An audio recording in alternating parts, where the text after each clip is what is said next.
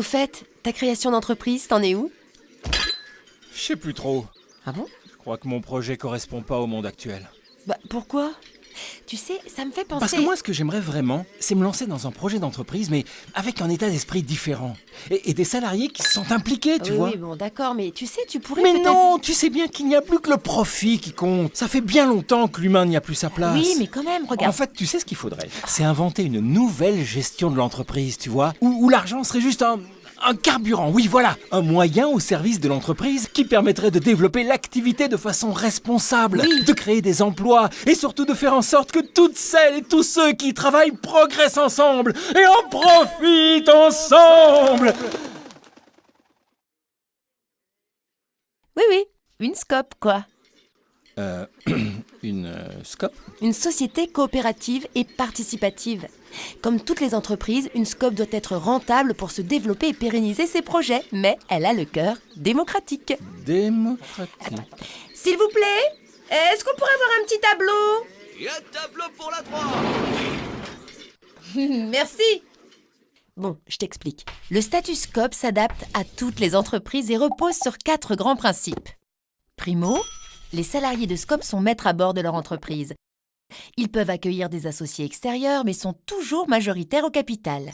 Secondo, comme toutes les coopératives, la SCOP repose sur le partage équitable du pouvoir, des risques, de l'information et bien sûr des profits. Les grandes décisions sont votées en assemblée générale selon le principe « une personne égale une voix ». Tertio, la mise en commun des compétences et des savoir-faire au service d'un projet, quel que soit le métier et quelle que soit la taille de l'entreprise. Le but est de la faire durer pour les salariés comme pour les générations futures. Enfin, si bien sûr une coopérative peut se développer à l'international, son centre de décision reste là où elle est née. C'est par définition une entreprise du territoire.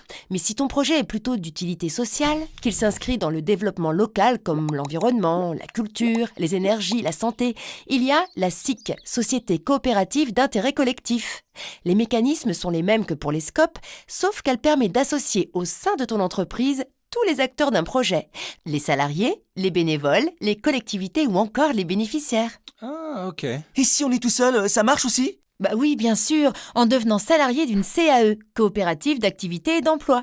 Tu peux tester ton projet quelle que soit ton activité. Tu auras une fiche de paye et la CAE se charge de la paperasse, la comptabilité. Bref, de quoi développer sereinement ton activité tout en étant entouré par des professionnels et un réseau de créateurs comme toi, avec qui échanger. Ah bah oui, alors moi je veux bien savoir justement comment on fait. Les SCOP, c'est un véritable réseau présent dans toutes les régions. Ils sont là pour t'aider.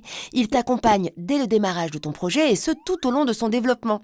Ils t'apportent leur expertise coopérative, juridique, stratégique ou commerciale. Des formations adaptées à tes besoins et à ceux de l'entreprise. Voilà. Alors, des questions? J'avais une question, s'il vous plaît. Oui, moi j'en ai une. Comment tu sais tout ça sur les scopes? Ah, ça, c'est une autre histoire. Ça sera pour une autre fois, je crois. Alors, oui, le monsieur là, derrière avec le...